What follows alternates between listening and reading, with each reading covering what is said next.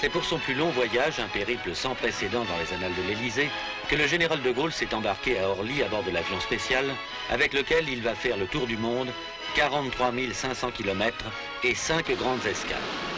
La première à Djibouti. Au centre d'un territoire désertique de 23 000 km², la capitale de la côte des Somalies s'érige en véritable gardienne du débouché de la mer Rouge sur l'océan Indien, et son port prend de ce fait une importance exceptionnelle. Tout ce qui transite d'Orient en Occident par le canal de Suez passe devant ou à Djibouti, en particulier le pétrole. 10 000 bateaux par an, dont 3 000 font effectivement escale dans le port, qui est pour cette raison en cours d'agrandissement. D'où l'intérêt de la Somalie indépendante voisine pour Djibouti, son port et son train qui ravitaille l'Éthiopie.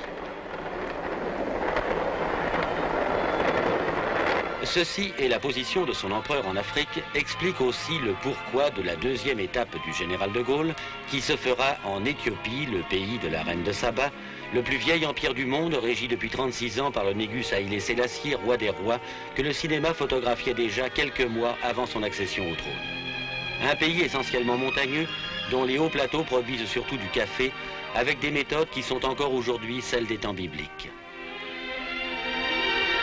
La capitale, Addis Abeba, se trouve à 2400 mètres d'altitude, ce qui l'aurait, selon certaines légendes, préservé du déluge. Elle est en pleine modernisation pourtant, car le Négus, depuis son retour après l'invasion italienne, s'emploie au renouveau de son pays tout en le maintenant dans une indépendance idéologique unique en son genre. Un lycée y représente la France, qui voit surtout dans l'Éthiopie le pays leader africain et dans le Négus l'arbitre et le modérateur des querelles du continent noir. Contre toute attente, c'est à Djibouti que la querelle allait précisément se manifester dès l'arrivée du président de la République.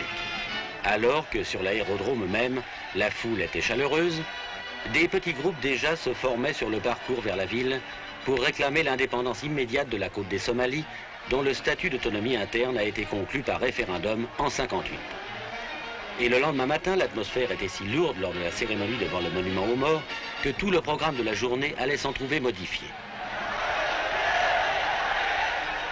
Le général de Gaulle annulait le discours public qu'il devait prononcer sur la place centrale. Celle-ci, envahie de manifestants, était bouclée par la troupe et des heurts sérieux n'allaient pas tarder à se produire. L'origine de ces incidents inattendus n'apparaissait même pas à travers leur déroulement. Rivalité entre Afar et Issar, les deux ethnies principales de la côte des Somalies, mécontentement contre le Conseil du gouvernement ou influence de la Somalie indépendante voisine, chaque motif peut être invoqué, le mouvement n'ayant à aucun moment été dirigé contre la personne même du général de Gaulle, et parmi les quelques dizaines de prisonniers faits au cours des manifestations, plus de 30 n'étaient pas des Somalis français.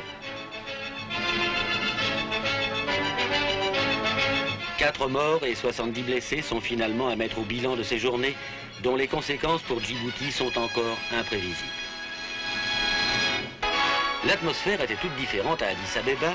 Là, aucune fausse note, le voyage reprenait toute sa sérénité. L'accueil du Négus et de la population éthiopienne au président de la République française, en étant plus que cordial, effaçait l'impression d'une étape qui n'aura probablement été qu'un malentendu destiné à faire oublier les véritables objectifs du voyage. Car dans le carrosse qui l'emmenait avec l'empereur Haïlé Sélassié vers le palais du Jubilé, le général de Gaulle évoquait sans doute déjà avec son hôte cette phrase qu'il allait prononcer peu après à propos du Vietnam pour appeler les nations indépendantes, pacifiques et désintéressées à accorder leur attitude et au besoin leur action. C'était le prélude aux conversations de Phnom Penh au Cambodge, autour desquelles le président français voulait rallier l'intérêt du plus grand nombre et surtout de chefs d'État tels que le Négus, dont l'influence est considérable. Et la réception d'Addis Abeba aura ainsi été pour le général de Gaulle un avant-goût du triomphe que Phnom Penh allait lui réserver quelques 60 heures plus tard.